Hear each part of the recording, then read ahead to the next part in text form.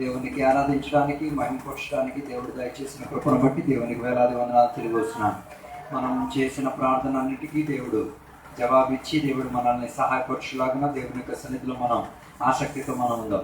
ఈరోజు పగటి వేళ దేవుని యొక్క వాక్య భాగం నుంచి కొన్ని మాటలు మనం చూసుకొని త్వరగా కూర్చోవాలని కోరుచున్నాను.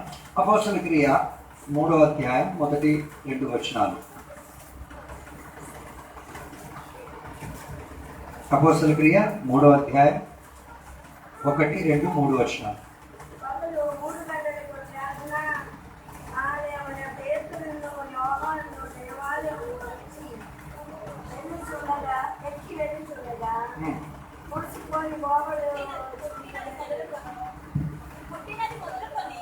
పుట్టివాడైన ఒక మనుష్యుడు మోసుకొని పోబడుచుండెను.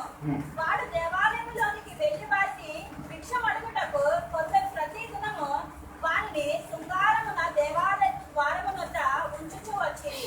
పేతురు యోహాను దేవాలయంలో ప్రవేశించబోనప్పుడు వాడు చూచి భిక్షం అడగగా పేతురు యోహాను వారిని తేరి చూచి మా తట్టు చూడమని. అక్కడ చదివిన వాక్య భాగం మనందరికీ కూడా తెలిసిన ఒక వాక్య భాగమే.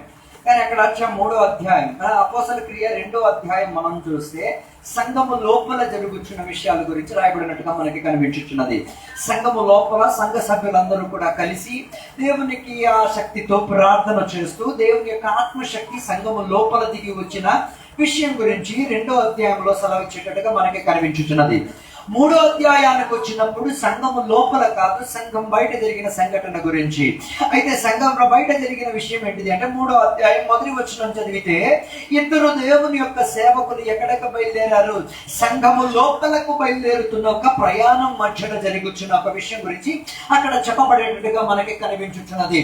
అక్కడ చదివిన వాక్య భాగంలో మనం చూస్తే 3వ గంటల సమయంలో లేకపోతే 9 గంటల సమయం ఇశ్రాయేలీయులకు ఏ వ్యవస్థ ప్రకారంగా లేకపోతే ఇశ్రాయేలీయుల యొక్క రీతి ప్రకారంగా మన సాంప్రదాయ ప్రకారంగా 3 గంటల సమయంలో వీరు ఎక్కడికి బయలుదేరారు?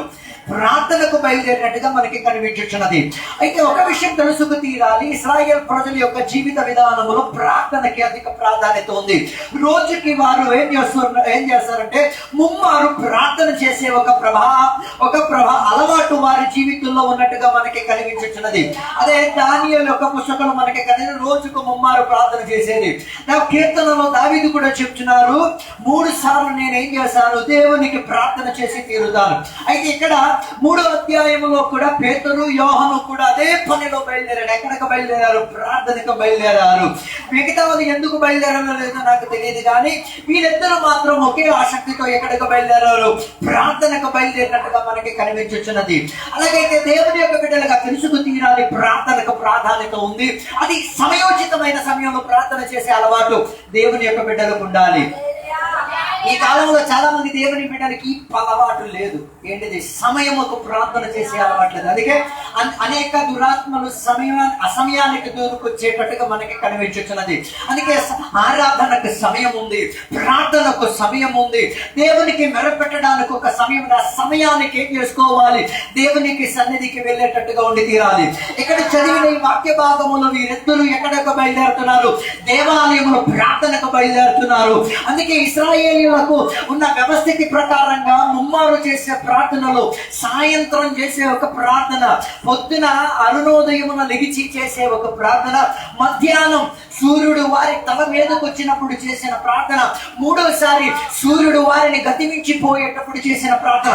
ఈ ముమ్మారు చేసే ప్రార్థన దేనికో తెలుసా? వారి ఆత్మీక జీవితం బలపడి తీరడానికి. అలాగైతే ఈరోజు పగటి వేళ నేను నీకు అడుగుతున్న ప్రశ్న, నీ ఆత్మిక జీవితం బలపడటం నిమిత్తం, నీ ఆర్థిక జీవితం బలపడటం నిమిత్తం, నీ సంఘం యొక్క కట్టుదల నిమిత్తం, నీ ఆత్మిక జీవితం యొక్క ప్రయాణ నిమిత్తం నీ ప్రార్థనకున్న సమయం ఏంటిదో ఈ పగటి వేళ ఒకసారి పరిశోధించుకు తీరాలి. ప్రార్థనకు సమయము ప్రతిరోజు చేసే ఒక అలవాటు క్రమము లేకపోతే క్రైస్తవ జీవితం ఏమైతే ఈరోజు ముందుకు కొనసాగే ఒక విధానం ఉండదు. అందుకే ఈ కాలంలో ఉన్న సంఘాలకి ఏం లేదు, వ్యక్తిపర జీవితంలో ప్రార్థనకేం లేదు, ఒక ప్రత్యేక సమయం లేదు. అది ఇక్కడ చెప్పబడిన మాట 3 గంటల సమయానికి ఎక్కడికి వీరు బయలుదేరారు. ఇంటి దగ్గర ప్రార్థన చేయడానికి అవకాశం ఉంది, కానీ అక్కడ చేయకుండా ఎక్కడికి వెళ్ళారు? ఇదే ఈ కాలంలో సంఘానికి లేని. ఇంటి దగ్గర చేసేస్తారు, అందరూ ప్రార్థన చేశారు, చేయడం నేను అనట్లేదు. కానీ ఇంటి దగ్గర ఉన్న దానికన్నా దేవాలయంలోకి వచ్చి ప్రార్థన చేసే దాంట్లో ఉన్న ప్రాధాన్యత ఏంటిది అంటే, ఇంటి దగ్గర నిన్ను ప్రార్థన చేస్తారని విసిగించడానికి చాలా మంది రావచ్చు, అడ్డుపరచడానికి చాలా మంది రావచ్చు. కానీ అదే దేవాలయం లోపల వచ్చి ప్రార్థన చేయడానికి వచ్చినప్పుడు ఏ రీతి కలిగిన అడ్డులు ఆటంకాలు ఉండకుండా ఉండిపోయి తీరవచ్చు. అందుకే దేవాలయం లోపలికి వెళ్ళి ప్రార్థన చేస్తే ఒంటరిగా చేయాల్సిన పరిస్థితి ఎవరో ఒకరు తోడొస్తారు. ఇంటి దగ్గర ఉంటే ఒంటరిగా ప్రార్థన చేయాల్సిన పరిస్థితి వస్తుంది.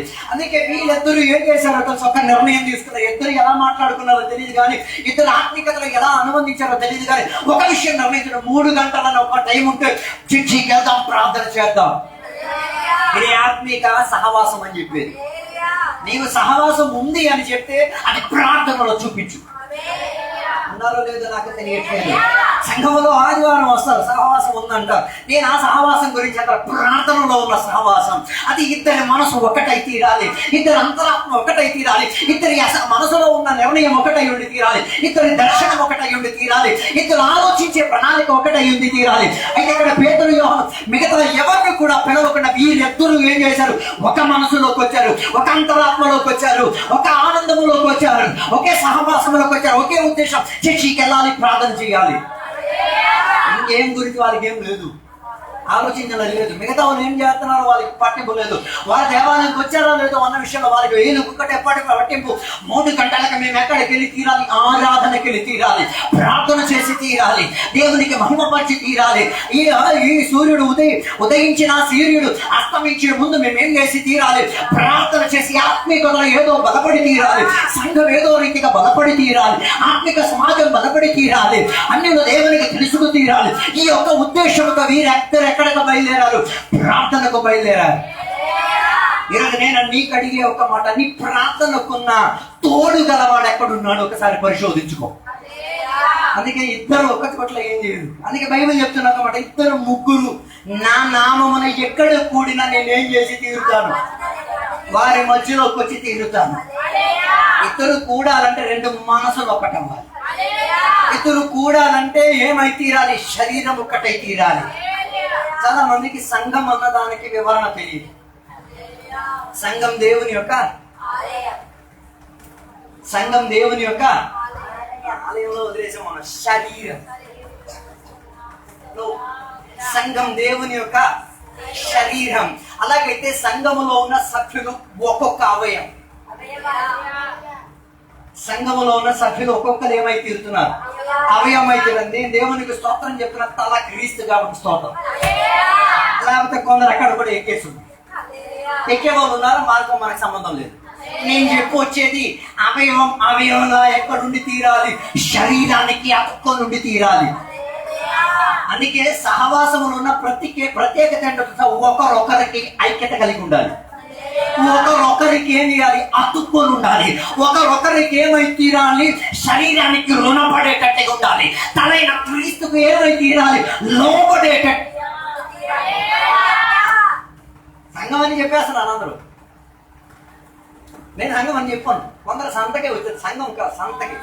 ఎప్పుడు వస్తారు, వారి టైం అనుకూలం కలిగినప్పుడు ఏం చేస్తారు, సంతకు వచ్చినట్టు వస్తారు, ఒక మూట పట్టుకొని వస్తారు, ఏదో మూట పట్టుకొని వెళ్తారు. అది సంఘం అని చెప్పదు. సంఘం అని చెప్పబడి తీరాలంటే నీ శరీరం ఏం చేయాలి, సంఘముతో కలిసి తీరాలి. నీ ప్రార్థన ఏమై తీరాలి, సంఘముతో కలిసి తీరాలి. నీ ఆత్మికత ఏం చేయాలి, సంఘముతో కలిసి తీరాలి. నీ ఉపవాసం ఏం చేసి ఉపవాస విషయంలోకి వచ్చినప్పుడు కొందరు తింటారు, కొందరు ఏం చేయరు. సంఘముగా నిర్ణయించారు ఉపవాసం అని. కొందరు అది తినేటప్పుడు కూడా అర్థం కాదు, పక్కన ఉన్న సహోదరుడు ఎలా ఉన్నాడు, ఆకలితో దేవునికి కొనియాడుచున్నాడు అన్నది ఏం చేయట్లే.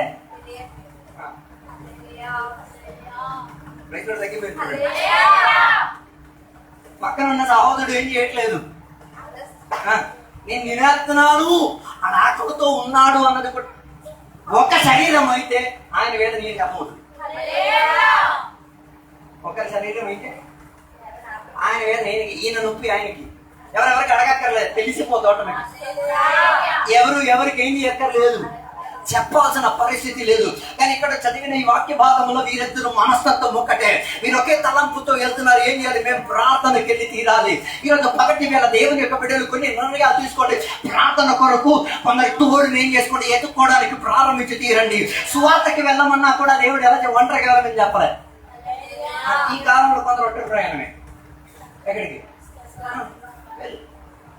సువార్తకి వెళ్ళేటప్పుడు ఎంతమంది వెళ్ళాలి? ఇద్దరిద్దరు వెళ్ళాలి. ప్రార్థన చేయడానికి వెళ్ళినప్పుడు ఏం చేయాలి? ఇద్దరిద్దరు. అదే కదా యేసయ్య కూడా చేసిన పని. తన శిష్యులను ఏం చేసుకున్నారు? ప్రార్థన చేయడానికి తీసుకెళ్ళినప్పుడు అందరిని తీసుకెళ్ళే. కొందరిని ఎక్కడ 7 గమనికాడు వదిలేశారు. ఇంకో కొందరిని ఎక్కడికి తీసుకెళ్ళి కొత్త లోపలికి తీసుకెళ్ళి వారు 3 ఎక్కడ కూర్చోబెట్టారు. యేసయ్య వాటికి ఏం చేశారు? ఎంత కొంత ముందుకు వెళ్ళారు. యేసయ్య ఒక్కరు, ఎక్కడ 3, ఇక్కడ 7, ఇంకొకటి ఎక్కడో. ఏ గుంపులో నువ్వు ఉన్నావు ఒక్కసారి పరిశోధించుకో. అయితే ఇటైనా ఒంటరి గుంపు, లేకపోతే అటైనా ఒంటరి గుంపు. అటు ఒంటరి గుంపులో ఉన్నావు అనుకో, ఊర్లో ఉన్న సొమ్ము అంతా నీకే కావాలి. ఇటు కాదు ఒంటరిగా ఉన్నావు అనుకో, ఉన్న దెబ్బలను కాసుకోవాలి. నాతో ఉన్నారో లేదో నాకు తెలియట్లేదు. యేసయ్య ఒంటరిగా అప్పుడు కూర్చొని చేశాను. ఒంటరిగా చేసుకో ప్రార్థన, నేను చెప్తాను నేను అన్నాను. చేసుకో. కాసుకోవాల్సిన దెబ్బలు, మూసుకోవాల్సిన సిలువ, వేసుకోవాల్సిన మూల కిరీటం, ధరించుకోవాల్సిన వేదనగాయం మోసుకొని ఒంటరి కూర్చో. లేకపోతే కూర్చోమాట. ఉన్నారో లేదో నాకు అక్కడ కూర్చోను. నేను ఒంటరిగా కాదు తిరుగు, నో ప్రాబ్లం. అక్కడ కూడా నీకు సదుపాయమే. అక్కడ నీకేం దొరుకుతాయి? అంటే డబ్బులు, అంటే అన్నిటి సదుపాయం, అంటే మనుషులు ఉంటారు నీ తోడుగా, అన్ని సదుపాయాలు పడదు. కానీ మనస్తత్వంలో ఒకటే ఉంటది. ఆత్మికతలో ఎదగాలని కదా, లోక సుఖాన్ని ఆశ్రయించడానికి, లోకంలో ఉన్న సాంప్రదాయాన్ని పట్టించుకోవడానికి, లోకంలో ఉన్న ప్రజల్ని మెప్పించడానికి, లోకంలో ఉన్న మనుషులకు నేను ఆనందించడానికి ఉన్న సన్నివేశాలు. అక్కడ ఒంటరి, ఇక్కడ ఒంటరి. ఏ గుంపులో ఉన్నావు? ఏ గుంపులో ఉన్నావు? నాకు ఉన్నారో లేదో నాకు తెలియట్లేదు. ఏ గుంపులో నువ్వు ఉన్నావో ఈ రాత్రి వేళ, ఈ పగటి వేళ ఏం చేసుకో, ఒకసారి పరిశోధించుకు తీరు. ఒంటరిగా నీ ప్రార్థనగా నీకు అలవాటుందా? చేసుకో, ఏం తప్పేం లేదు. దానికి తగిన దెబ్బను కూడా ఏం చేసుకోవాలి? సహించి తీరి నీ ప్రార్థనకు జవాబు వచ్చేంత వరకు, నీకు దేవుడు విడుదల ఇచ్చేంత వరకు, నీ విషయానికి దేవుడు ఒక మలపించేంత వరకు నువ్వేం చేయి, ఆదికి. అది ఎక్కడ దానియం చేసింది. మన ప్రార్థన ఎప్పుడు వచ్చేసింది జవాబు? ఫస్ట్ డే తన ప్రార్థనకి ఏం చేసింది? చెప్పలే. జవాబు వచ్చింది కానీ అది ఎక్కడికి రాలే, తన దగ్గరకి రాలే. తన జవాబును అడ్డుపరచుచు, తన జవాబు రాకుండా ఎదురుచుచున్న ఆ వాద శక్తిని తెలుసుకొని ఏం చేశాడో తెలుసా? తన ప్రార్థనను ఆయన ఆపలే. తన ప్రార్థనను ఆయన ఏం చేయలేదు, ఆపలేదు. ఆ ప్రార్థనకు ప్రోత్సాహంగా ఏం చేశాడు? అన్నపానీయములు కూడా మానేసేంత వరకు తన మనస్తత్వాన్ని సిద్ధపరచుకు తీరాడు. అందుకే ఈరోజు పగటి వేళ నేను అడుగుతున్న ఒక మాట, నీవు ప్రార్థన చేసి తీరాలి అంటే అది ఆత్మీయ జీవితాన్ని ఏం చేస్తుంది? సహాయపడే ఒక విధానం.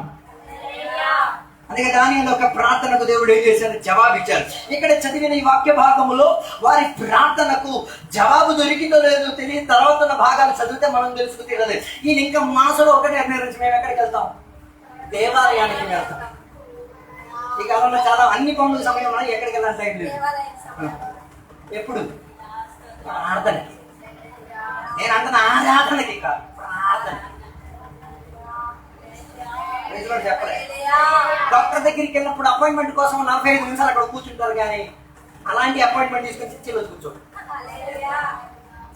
డాక్టర్ కోసం 1 గంట కూర్చుంటాడు, ట్రైన్ కోసం 4 గంటలు కూర్చుంటాడు, కానీ ప్రార్థన కోసం ఏం చెయ్యరు.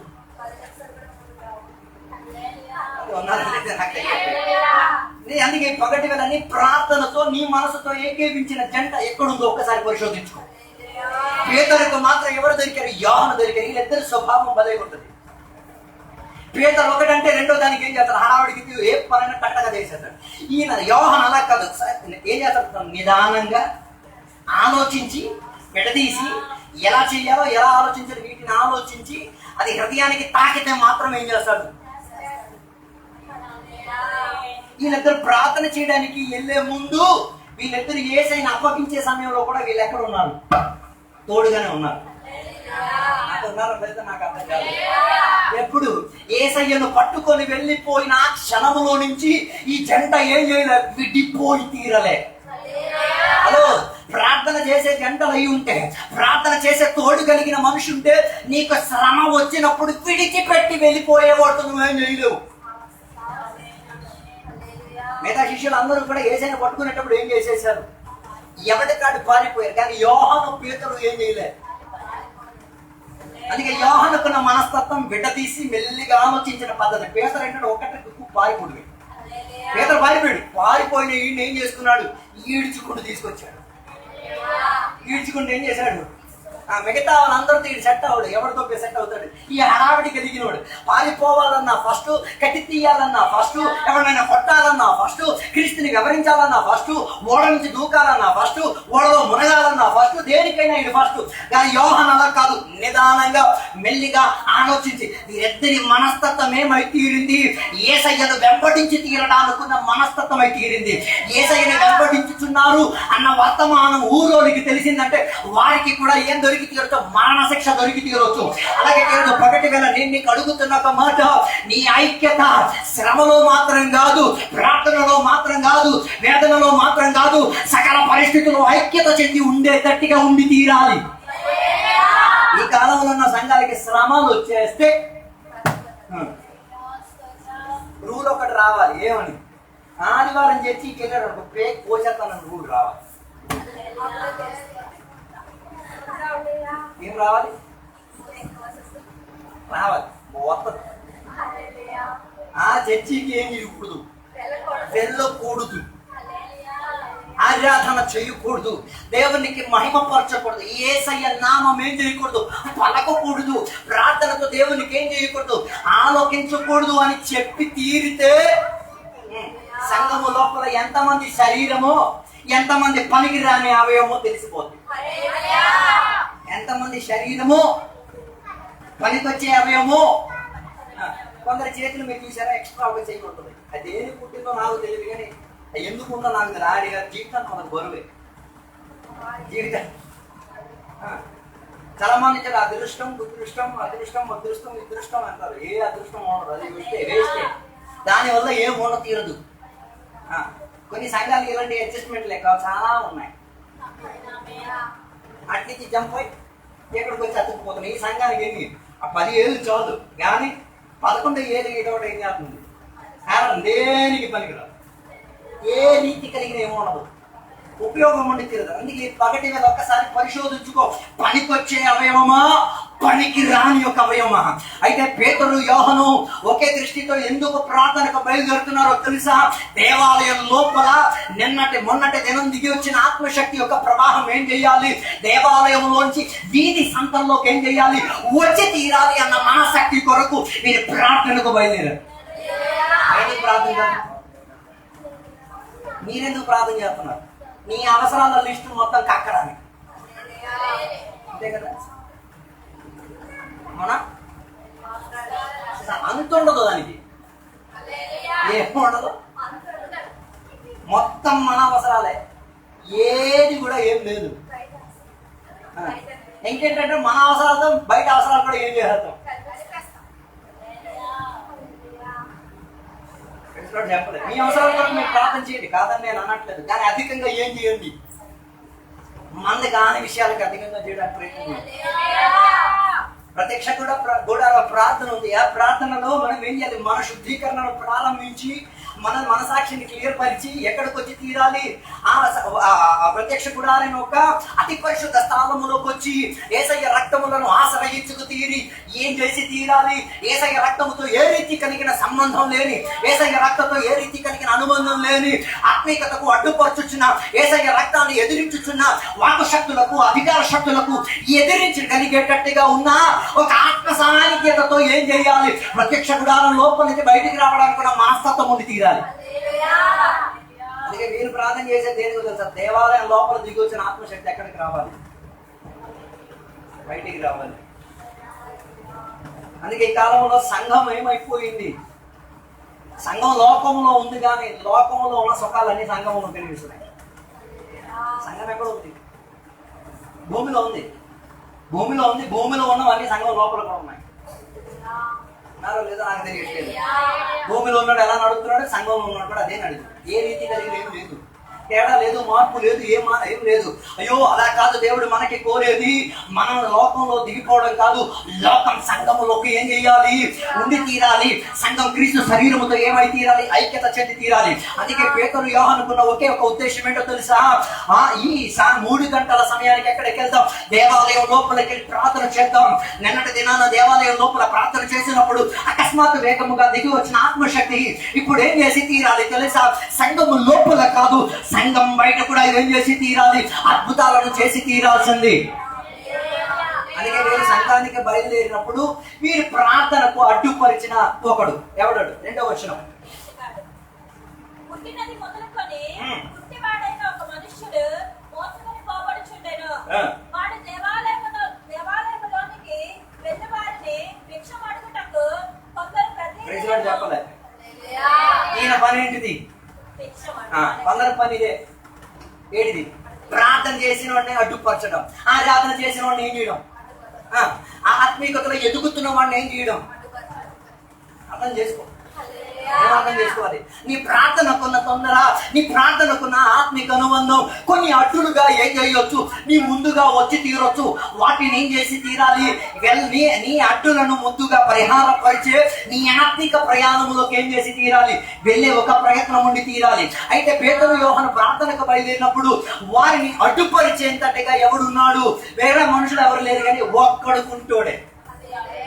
ఒక కుంటోడు ఒక ప్రార్థన చేసే ఇద్దరిని ఏం చేయొచ్చు? ఒక కుంటోడు పుట్టుక నుంచి ఆయన ఎవడు? అలాంటి ఒక్కడు చాలు నీ ప్రార్థనకి ఏం చేయొచ్చు. కొందరు ప్రార్థన అడ్డుపరచబడే కొన్ని కుంటోళ్ళు ఉన్నారే, ఆ కుంటోళ్ళు ఈ రోజు ఏం చేయి, నడిపించేసుకొని వాడిని కూడా కలిపి ఇక్కడ తీసుకెళ్ళు, దేవాలయం లోపలికి తీసుకెళ్ళి. నేను చెప్పొచ్చు, నేను అడ్డుపరుచున్నదే, నేను ఎదిరించి తీరుతున్నదే, నీవు ప్రయాణం చేయడానికి ఇవ్వట్లేదే, దానిని కూడా ఏం చేసి తీరాలి? ప్రార్థన కలిగిన శక్తితో, ఆత్మీయత కలిగిన అనుబంధంతో, ఆత్మశక్తితో ఉన్న అనుబంధంతో ఏం చేసి విడిపించేసి వాడిని కూడా దేవాలయం లోపలికి తీసుకెళ్ళు. ఇది అలాగే లేదు. ఈయన్ని అడ్డద్రోవకుని శతకబాదేసి అదే కదా జరిగింది. ఒకడు ఎక్కడి నుంచి యెరూషలేము నుంచి ఒక ప్రయాణం అయ్యాడు. ఈ వెళ్ళిన ప్రయాణం ఏడు అన్ని బాగానే ఉంటుందిలే అనుకున్నాడు, పండగ అవుతుందిలే అనుకున్నాడు. కానీ అడ్డద్రోవలో ఎవరు చేతిలో దొరికిపోయాడు?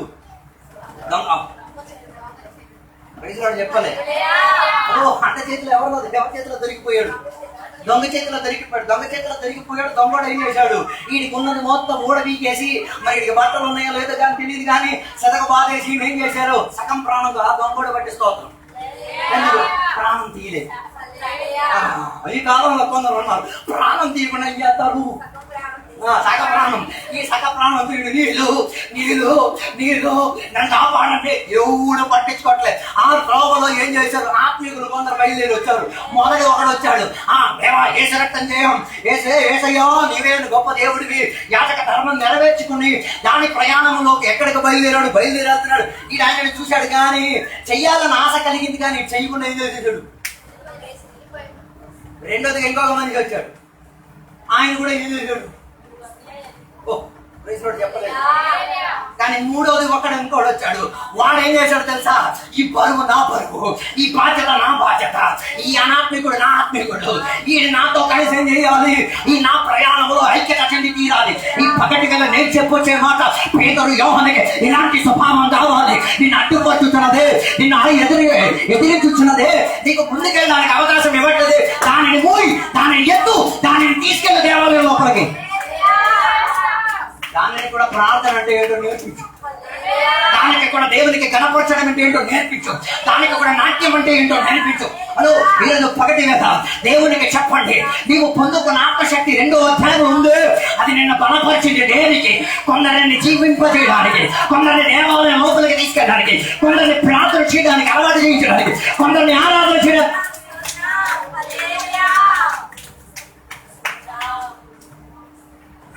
చాలా మంది అనుకుంటున్నాను ఆరాధన చేసే చెమటలు కాచుకోవడం కాదు. ఆరాధన చేసే దేనికి? ఇలాంటి కొందరిని ఎక్కడికి తీసుకురావాలి? ఈ కుంటోడుకున్న ప్రత్యేకత ఏంటో తెలుసా? ఈయన ఎక్కడికి వచ్చి కూర్చునేవాడు కాదు, ఈయన్ని ఎవడో ఏం చేసేవాడు, మోసుకోవడం చాలా ఇష్టం. ఎవరెవరినైనా ఏం చేస్తే చాలా ఇష్టం. మోస్తాడే మాటలతో కొందరు మోస్తారు. మాటలతో ఏం చేస్తారు? ఓ నువ్వా సినిమా స్టార్ లాగా ఉన్నావు, నీ అందం సూపర్, నువ్వు ఇచ్చేది యమ సూపర్. ఈ మనిషి మరి గాలి ఎక్కడ ఉంటాడు? అదేగా హలో, మాటలతో మోసే వాళ్ళు ఉంటారు, డబ్బిస్తే మోసే వాళ్ళు ఉంటారు, పొలం ఉంటే మోసే వాళ్ళు ఉంటారు, అన్నం ఇస్తే మోసే వాళ్ళు ఉంటారు, పరిస్థితి ఇస్తే మోసే వాళ్ళు ఉంటారు. కానీ వీళ్ళందరూ మోసేది దేనికో తెలుసా? ఏదో ఒకటి నీలో చేంజ్ చేసి తీరడానికి, వశీకరించి తీరడానికి, లాగి తీరడానికి. అలాగే పగటి వేళ తెలుసుకో, నిన్ను మోసుకొచ్చే ప్రయత్నం చేసే కొందరున్నారు. వారి దేవుని మూలంగా వచ్చిన వారు కాదు, వాళ్ళ ఆత్మిక ఉద్దేశంతో వచ్చిన వారు కాదు, వాళ్ళు దేవునికి మహిమపరచడానికి వచ్చేవారు కాదు. వారిని నేను చేసేది అది నీ దగ్గర నుంచి ఉన్నవన్నీ దోచుకు తిరగడానికి, అర్థం చేసుకు తీరు. నిన్ను మొయ్యాలంటే దేవుడు నిన్ను మొయ్యాలి. ఎవరు నిన్ను మొయ్యాలి? దేవుడు నిన్నేం చేయాలి? మోసే టైం మొత్తం ఆయన మోస్తాడు. అప్పటి వరకు వేరే ఒక మనిషికి ఏం చేయకూడదు. ఈ మనిషిని కూడా ఏం చేసేవారు? మోసుకొని ఎక్కడ తీసుకొచ్చేవారు? కొందరు మోసి తెస్తారు, మోటార్ని ఎక్కడ తీసుకురావాలి? నేను అడిగేది కొత్త వారం ఎంత మోసుకొని లోన తెచ్చావు? అయిపోయింది చూడండి. గత సంవత్సరం ఎంత మోసుకొని ఎక్కడ తీసుకొచ్చావు? మోసుకు తెచ్చావు, ప్రార్థనలో మోసుకు తెచ్చావు, గుమ్మం బయట పడేసావు. ప్రార్థనకి సహోదరుని తీసుకురండి, రండి రండి రండి ప్రార్థన చేసి మోసుకొని ఎక్కడ తీసుకొచ్చావు? తీసుకురా. ఈ మనిషిని కూడా ఏం చేశారు? మోసుకొని. నాకు అదే అర్థం అనిపించింది, ఎందుకు ఈయన మోసుకొని తీసుకొచ్చారు అంటే ఆ చర్చిలో ఉన్న చాలా మంచివారు. కానుకలో వేసిన దానికన్నా ఎక్కువ ఎక్కడ వేస్తారు? చెప్పాలి. ఈ కాలంలో కూడా కొన్ని సంఘాలు ఇలాంటి వాటికి చాలా అలవాటు పడిపోయింది. ఎలాంటి వాటికి కానుక పెట్టి నింపరు, దాని ధర్మాలకు ఏం చేస్తారు? ప్రైజ్ లార్డ్ చెప్పలే. దాన ధర్మాల కోసం ఇచ్చింది ఒక ప్యాకెట్ ఒక బస్తా సిమెంట్ ఇచ్చి ఉంటారు. ఈయన పొగుడుతో చూడాలి. ఆ వెళ్ళిన సంఘంలో సంఘ సభ్యుడికి ఇంట్లో ఉన్న రేకులు గారిపోతున్నాయి, ఒక రేకు కొనిచ్చేవాడు. ఆడెవడికో ఇచ్చేసి ఓ స్వప్నం అది వెళ్ళి ప్రైజ్ లార్డ్ చెప్పలే. ఎక్కడ మొత్తం పబ్లిసిటీ అవ్వదు, బయట ఇచ్చారు అనుకోండి బోల్డ్ పబ్లిసిటీ. ఈ కాలంలో పబ్లిసిటీ కోసం, పొగుడుతల కోసం, ఘనతల కోసం చేసే పద్ధతులు ఒక్కొక్క ఫేస్బుక్ లో, ఇన్స్టాగ్రామ్ లో తెరచేసి చూడాలి.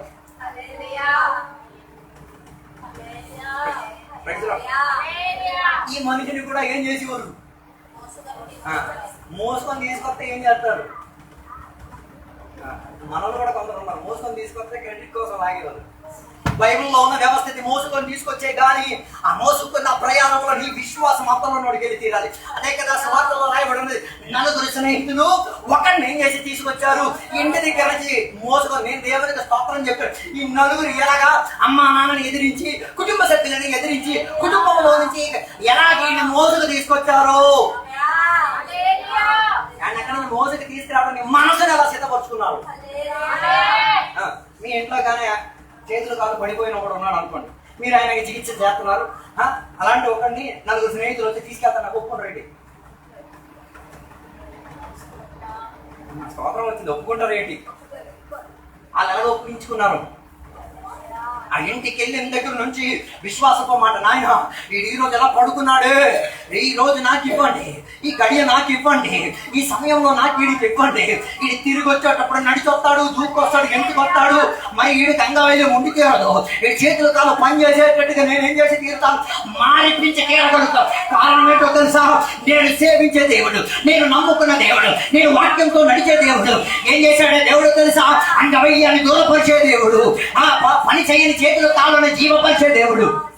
అలాగే కుటుంబానికి ఏం చేశాడు? విశ్వాసాన్ని అప్పగించాడు. ఉన్నారో లేదో నాకు తెలియట్లేదు. ఈ కాలంలో ఉన్న కొందరు విశ్వాసాలు ఎలా తగ్గారు, ఉన్న విశ్వాసాలు కూడా ఏం చేస్తాడు?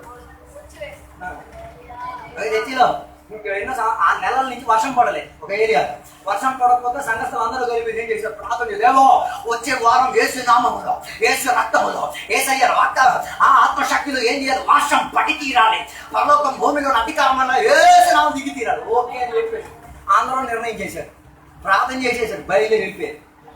ఆ ప్రార్థన విషయం ఆ రోజు అక్కడే మర్చిపోయారు. మరుసటి ఆదివారం రోజు అందరూ ఖాళీ చేతితో వచ్చే చర్చికి, ఒక్క ఆడది మాత్రం ఏం చేసి వర్షం పడినా పడకపోయినా నేనేం చేస్తాను. మిగతా అందరికి కిక్కి కిక్కి నవ్వారు. ఏందమ్మా నీకేమైనా పిచ్చా? 6 నెలల ఇది వర్షం పడి నువ్వేది అవునులే.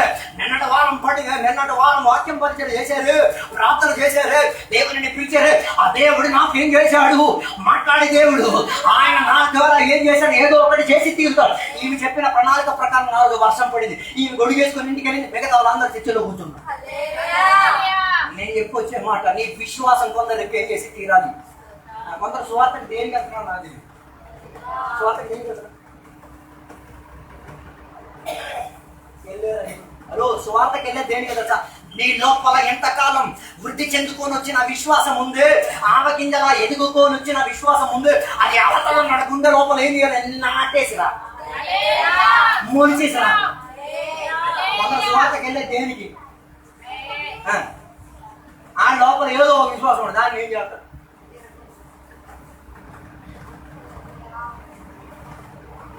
నీ విశ్వాసం ఏం చేయాలి? అందుకే యేసయ్య చెప్పిన ఒక ఉదాహరణ చాలా మంచిది. ఆవగింజంత ఏంటి మీకు ఆవగింజంత విశ్వాసం ఏమర్థమైంది?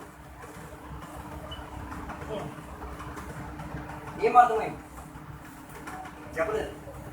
ఆవగింజంత విశ్వాసం ఏమర్థమైంది? మీకు అందులో ఒక గింజే కనిపెడుతున్నాయి, కానీ విశ్వాసం కలిగిన వాడు ఏం చేస్తారు? కోట్ల కోట్ల విత్తలు కాదు, ఆవగింజ చెట్లు కనిపెడతాయి.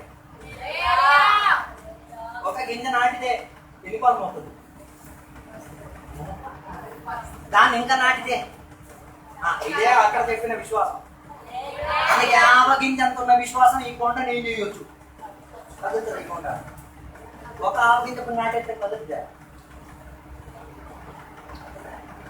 ఆ ఒక్కదాన్ని నాటండి, అందులో నుంచి వచ్చిన ఫలం మొత్తం తీయండి, మళ్ళీ నాటండి, మళ్ళీ వేయండి, మళ్ళీ నాటండి. ఏమైతే అదొక పెద్ద అడిగిగా మార్చండి. ఏమైపోద్ది? ఆ కొండ మెల్లిమెల్లిగా ఏమైపోద్ది? కావాలంటే మీటర్ తీసుకెళ్ళి కొంత మన విశ్వాసం రాదు. సంవత్సరానికి ఒక్క విశ్వాసం వచ్చింది అనుకో, ఏం దేవుడా ఇంత పరిచర్య చేశాను, అరే ఈ ఒక్కటి చాలరా నాయన. ఆడు పెళ్లి చేసుకుని 10 పిల్లలు కానంటే ఆ సంఘం నిండిపోద్ది. అర్థం చేసుకున్నా?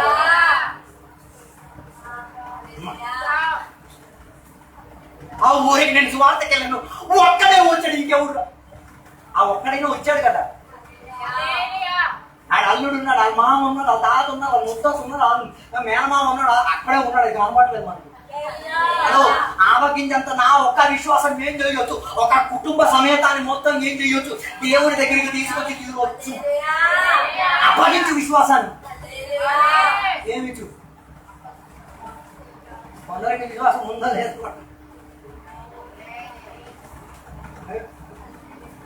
కొందరికి ఏమంటే అన్నిటికీ సాతాను పెట్టాలనుకోలేదు. ఆడికి పడాలి. బండి పంచర్ అయితే ఈ సాతాను కదా ఆడేం చేసేది? ఆడొచ్చి మేకలు పిలిచాడా? అన్నిటికీ నేను అంటాడు ఇది విశ్వాసం సాతాను మీద దేవుడి మీద నాకు అర్థం. ఈ దేవునికి కనపడుతున్నాడు. అన్నిటికీ సాతానికి ఎందుకు చెప్పడం? ప్రేరేపణ ఆత్మశక్తి ఇస్తే సాతానికి నేరం గద్దించి పంపించు. అన్నిటికీ సాతాను. జ్వరం వచ్చినా సాతాను, తలనొప్పి వచ్చినా అన్ని పడలేదు. రాత్రంతా కూర్చొని టీవీ చూసావు, దానివల్ల రాలే. అది చెప్పే అంత సత్తా లేదు. సాతాను దగ్గర హలో, నీ విశ్వాసం దేవునికి కనపడచ్చు. రోగం వస్తే దేవా ఈ రోగం నాకు ఇచ్చినందుకు చూసుకోవాలి. తలనొప్పి మా పోట్లేదు దేవా ఈ తలనొప్పి మొయ్యడానికి నా తలనిచ్చినందుకు చూసుకోవాలి.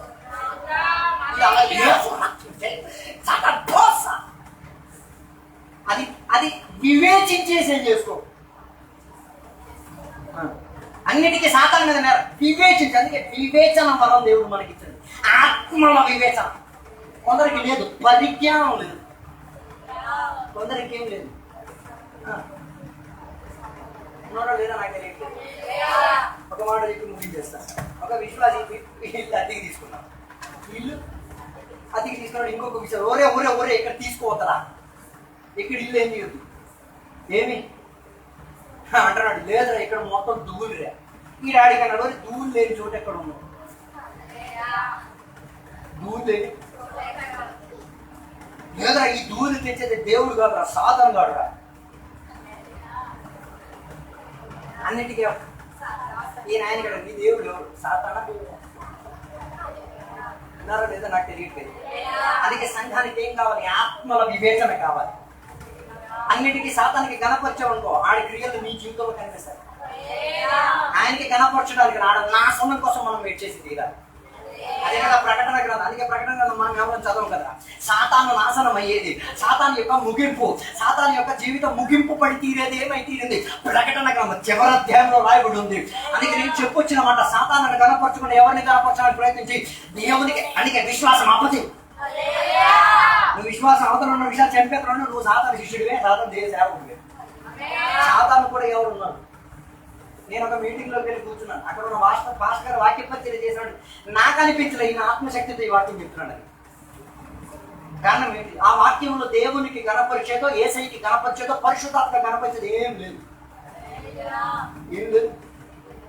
దేవునికి గణపరిచేదో, పరిశుద్ధాత్మకు గణపరిచేదో, యేసయ్యకు గణపరిచేదో ఇక్కడ ఈ రోజుల్లో ఉన్న టీవీలో వినండి.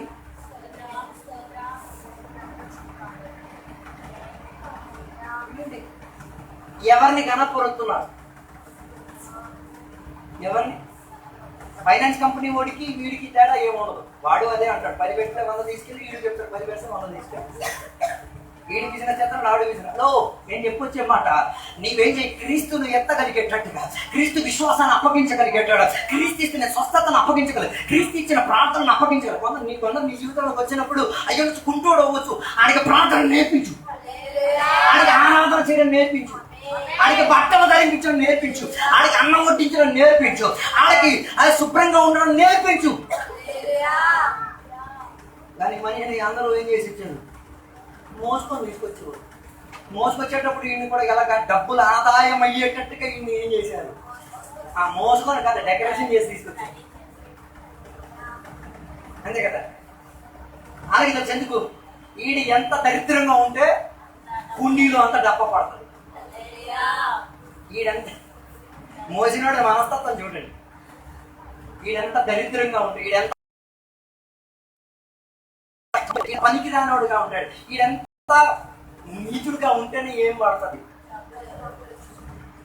అందులో నుంచి కూడా వాటా తినేస్తాడు, శుభ్రంగా జీవించేస్తాడు. అలాంటి వాడు ఎవరికి ఎదురయ్యారు? ప్రార్థన చేసేవాడికి ఎదురయ్యారు, దేవునికి గణపరిచేవాడికి ఎదురయ్యారు. ఈయన చూసినప్పుడు ఈయన చూసినప్పుడు ఈయన జీవిత స్థితిగతి మొత్తం ఏమై తీరింది, అర్థమై తీరింది. అందుకే వాళ్ళు చెప్పే ఒకే ఒక మాట తెలుసా? మా దగ్గర ఏం లేదు, వెండి బంగారం లేదు, మా దగ్గర ఏముందో తెలుసా? ఒక్కటే ఉంది. ఆ ఒక్కటే నేనేం చేసి తీరుతాను? అప్పగించి ఇచ్చి తీరుతాను. ఈ పగటి వేళ నా మాటల్ని ముగించి తీరుతాను. నువ్వు లోకానికి ఏం అప్పగించుచున్నావు? నీ పిల్లలకు నువ్వేం అప్పగించుచున్నావు? నీ కుటుంబానికి నీవేం అప్పగించుచున్నావు? నీ సంఘానికి నీవేం అప్పగించుచున్నావు? ఆలోచించు. ఏం అప్పగించుచున్నావు? అందరు పిల్లలకి ఆస్తి పాస్తి అంతా అప్పగించి తిరుగుతున్నారు, మన ఆస్తి పేరు వెనకట్లే తిరుగుతారు. కానీ ఇద్దరు ఏం చేశారు? ప్రార్థన పరులు, దేవునికి మెరపెట్టేవారు, దేవునికి పరిచయం చేసేవారు. వారు ఏం చేశారు? వారు నమ్ముకున్న వాడిని, వారి యజమానిని, వారిని రక్షించిన వాడిని ఏం చేశారో తెలుసా? ఆయన చేతికి అప్పగించి చెప్పారు, మా చేతిలో ఉన్నది నజరేతులో ఉన్న యేసయ్య తప్ప ఇంకేం లేదు. ఈరోజు పగటి వేళ నీకు అడిగేది, నీ జీవితంలో విలువైనది యేసయ్యేనా? నువ్వు అప్పగించేది యేసయ్యనేనా? మీరేం చేశారు? వాళ్ళ చేతిలో ఉన్నదాన్ని నేనేం చేశారు?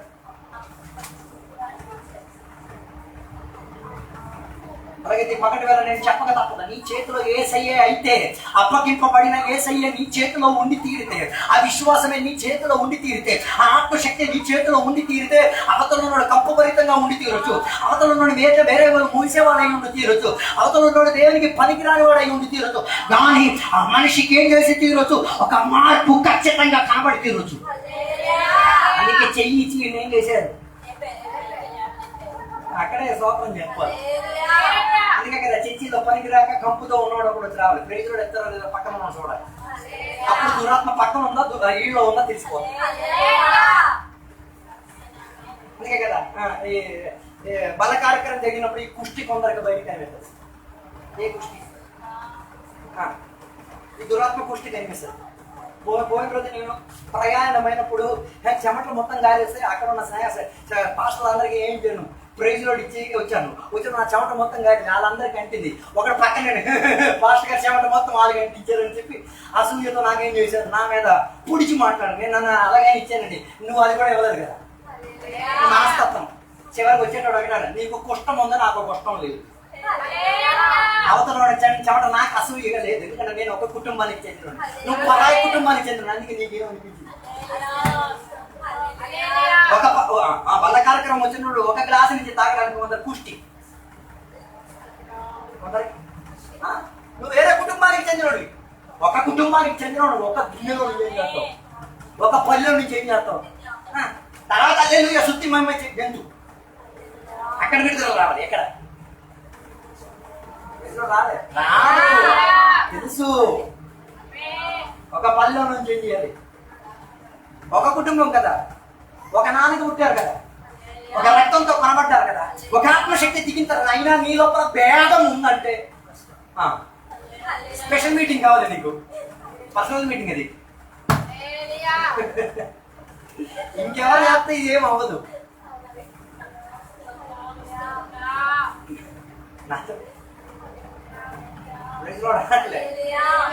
చెప్పట్లేదే, కానుక పెట్టి కూడా ఒకటే టైప్, రెండే నెలలు లేవు. ఇక్కడ రెండు ఉన్నాయి అంటారు, అక్కడ చిన్నది ఒకటి, ఇక్కడ పెద్ద ఒకటి. అవును, అది చర్చి ఫండ్, ఇది పాస్టర్ ఫండ్. అది స్పెషల్, ఇది ఇంకా స్పెషల్. అదో ఉన్నారో లేదా నాకు తెలియదు. అందుకే కానుక పెట్టి కూడా ఒకటే ఉన్నారో లేదు. దశభాగం కూడా ఒకే రీతిగానే రాలేదు. చూడండి, రావట్లేదు, రావట్లేదు. హల్లెలూయా. అందుకే ఒక రొట్టెలో నుంచి, ఒక పాత్రలో నుంచి అలవాటు చేయగలిగే ఒక మారు మనసు నీకు వచ్చే బాప్తిజం తీసుకో. చర్చికి మూలరాయిగా మూలపడు. బాప్తిజం పొందేసి కూడా పెద్ద గుణమే లేదు. బాప్తిజం అప్పుడప్పుడు ఈ అప్పి అన్న చెప్తే మాకు ఏం కావాలా, ముద్దు పెట్టేటప్పుడు ఎంగిల్ తీసుకో, దానికి ఏం కావాలా. అందుకే నేను అంటున్నా, ఈ ముద్దు పెట్టేటప్పుడు నా ఎంగిల్ నువ్వు తీసుకోవడానికి ఎంత బాధపడేస్తున్నావే, రుచి తీయాలి తీసేస్తావు. దానికి ఏం కావాలి, నువ్వు అనుమోసుకోవాలి. దానికి ఏం చేయాలి, నీ పాత స్థితి నీకు గుర్తు రావాలి. నీ జీవితం ఎంజాయ్ జీవితం కొందరికి గుర్తు రాదు కదా. ఏం గుర్తుకు రాదు, ఆ ఎంగిల్ జీవితం గుర్తుకు రాదు. బల కార్యక్రమం తీసుకోండి, దేవుడు ద్వారా పరిశుద్ధుడు నిన్ను ఎవరు రక్షించాడు. నీ జీవితం ఎలా ఉంది, రక్షణ పొందక ముందు నీ జీవితం ఎలా ఉండేది, ఎవరితో పనికి వచ్చేటట్టు ఉంది, ఎవరు బాగుపరిచారు. అది తలుచుకున్నప్పుడల్లా ఏం చేసే మనస్తత్వం, అందరితో కలిసే మనస్తత్వం, అందరూ తినే అదే రొట్టెలోంచి తినగలిగే ఒక మనస్తత్వం. అందుకే కొందరికి ఏం వచ్చేది, ఆత్మీయ ఆనందం వచ్చేది. ఏడుపోతుంది. ఎందుకు? అయ్యో, ఆ దరిద్ర స్థితిలో నుంచి, కంపభరితమైన స్థితిలో నుంచి ఒక కుటుంబంలోకి నన్ను చేర్చారే. కొన్ని సంఘాలు దేనికి బల్ల కార్యక్రమం చేస్తున్నాను నాకు తెలియదు. నన్ను విడిపించిన దగ్గర నుంచి నన్ను చేర్చుకున్నంత వరకు నా జీవిత రహస్య ఆ బల్ల కార్యక్రమం తీరే ఆ క్రమక్రమంలో నాకు కనిపిస్తున్నాయి. ఎక్కడ కనిపిస్తున్నాయి? నన్ను విడిపించిన దగ్గర నుంచి యేసై వచ్చేంత వరకు ఒకే ట్విస్ట్ లో మనకి ఎక్కడ కనిపిస్తున్నాయి.